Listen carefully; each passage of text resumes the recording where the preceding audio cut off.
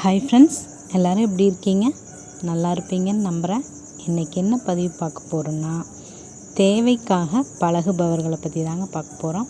இது எதுக்காக அப்படின்னா, தேவைன்னு நம்ம உண்மையாக பழகுவோம். ஆனால் நம்மக்கிட்ட இருக்கிற நல்லதையெல்லாம் உறிஞ்சிட்டு அவங்களோட தேவைக்காக நம்மக்கிட்ட பழகிட்டு நம்மளையே ஒன்றுத்துக்கும் பிரயோஜனம் இல்லாமல் ஆக்கிடுவாங்க. அதுக்காகத்தான் தேவைக்கும் தேவைக்காக பயன்படுத்தப்படுறதுக்கும் நிறைய வித்தியாசம் இருக்குது. அதுக்காகத்தான் பொய்யா இருக்கிறவங்கள என்ன தான் நம்ம தாங்குன்னு தாங்கினாலும் கழட்டி விட வேண்டிய நேரத்தில் நம்மளை கழட்டி விடுவாங்க. தேவைக்கு பயன்படுத்திட்டு தேவையில்லாத நேரத்தில் நம்மளை கழட்டி விட்டுருவாங்க. அதுக்காகத்தான் இது தெரியாமல் நம்மளை தேவைக்கு பயன்படுத்திட்டு கழட்டி விடும்போது நம்ம வருத்தப்படுறதுக்கு பதிலாக இவங்க எப்படியும் நம்மளை கழட்டி விடத்தான் போகிறாங்க அப்படிங்கிறத நாம் புரிஞ்சுக்கணும். அதுக்காகத்தான் இந்த பதிவு. இவங்க நம்ம கூடையே தான் இருப்பாங்க, நமக்கு நெருக்கமானவங்களாக தான் இருப்பாங்க.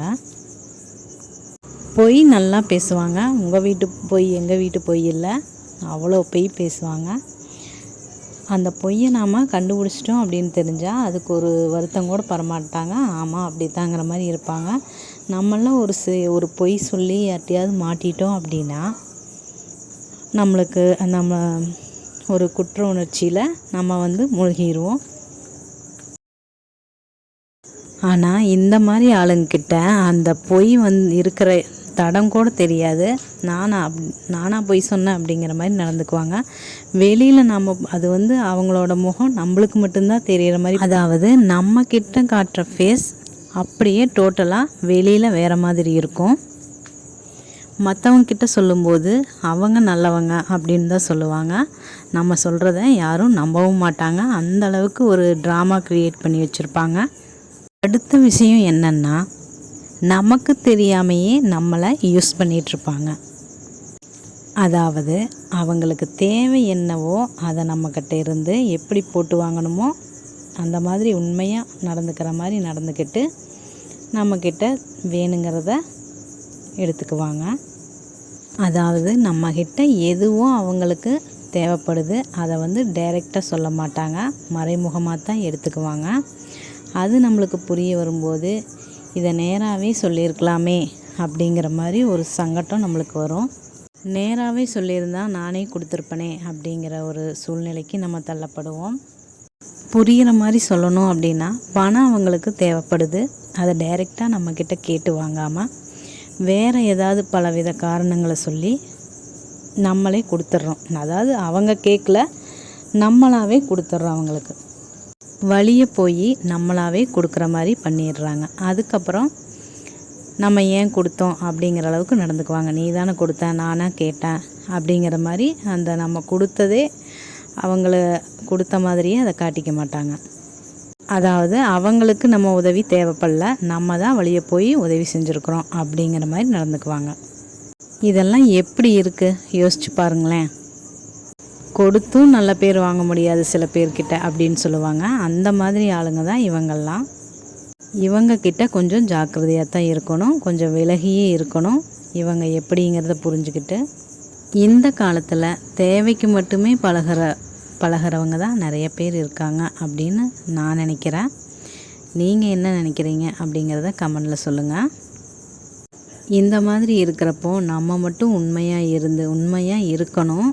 ஆனால் யார்கிட்ட உண்மையாக இருக்கணுங்கிறதுல நம்ம கவனமாக இருக்கணும். அதுதான் இந்த பதிவில் நான் சொல்ல வர்றேன்.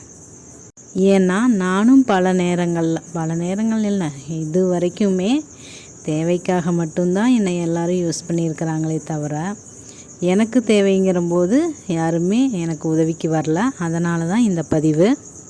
தேவைக்காக பழகிறவங்க யார் அப்படின்னு சொன்னோம்னா என்ன மாதிரி தெரியாமல் இருக்கிறவங்களுக்கு யூஸாக இருக்கும் அப்படிங்கிறதுக்காகத்தான் இதில் சொல்லியிருக்கிறேன். மூணாவது விஷயம் என்ன அப்படின்னா, நம்மளை தனிமையை உணர வச்சுருவாங்க. அதாவது இவங்க கூடயே நம்ம பழகிட்டு இவங்க தான் நல்லவங்க, நம்மளுக்கு க்ளோஸு அப்படின்னு, இவங்க இல்லாமல் எதுவும் நடக்காது அப்படின்னு நம்மளைவே நம்ப வச்சு நம்ம இவங்களை தவிர வேறு யார்கிட்டையும் பழகவும் விட மாட்டாங்க, நம்ம பழகி இருக்கவும் மாட்டோம். அப்புறம் ஒரு கட்டத்தில் இவங்க தேவை முடிஞ்சதும் இவங்க பிரிஞ்சு போகும்போது நம்ம யாருமே இல்லாத மாதிரி ஒரு தனிமையை உணர வச்சுருவாங்க. பொய்யா பேசி நம்மளை குற்ற உணர்ச்சியில் சிக்க வச்சு அவங்களுக்கு நம்ம தேவையில்லை, நமக்கு தான் அவங்க தேவை அப்படின்னு உணர வச்சு, யாருமே நமக்கு இல்லை அப்படின்னு ஒரு தனிமையை புரிய வச்சு, இத்தனை கஷ்டங்கள் நமக்கு தேவையாங்க? யோசிச்சு பாருங்கள். தேவைக்காக பழகிறவங்க யார் அப்படின்னு இந்த 3 விஷயத்திலேயே புரிஞ்சுக்கலாம்.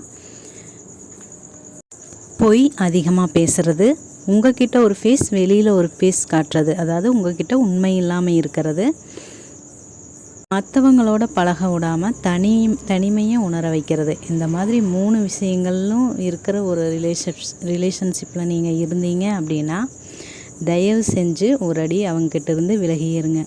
ஒரு அடி என்ன 10 அடியே விலகியே இருங்க. அதுதான் உங்களுக்கு நல்லது.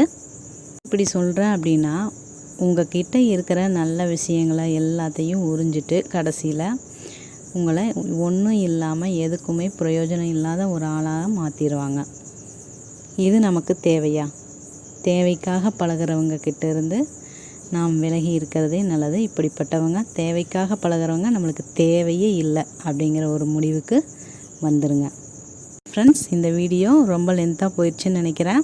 இவ்வளோ நேரம் கேட்ட ஃப்ரெண்ட்ஸ் எல்லாத்துக்கும் ரொம்ப நன்றி. பிடிச்சிருந்ததுன்னா ஒரு லைக் பண்ணுங்கள், கமெண்ட் பண்ணுங்கள். தேங்க்யூ.